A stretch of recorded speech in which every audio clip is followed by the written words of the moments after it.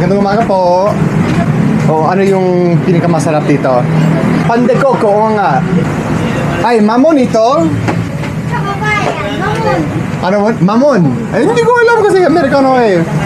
Pwedeng dalawang mamon? Ito po. Hopia, pwede Ano yun? Hopia. Hopia? Ano yun? Parang ano siya eh. Bakery mo ito, hindi mo pwedeng i-explain. Magkano ba yun? Ito lahat? Opo, 46 lang. 46 o sige.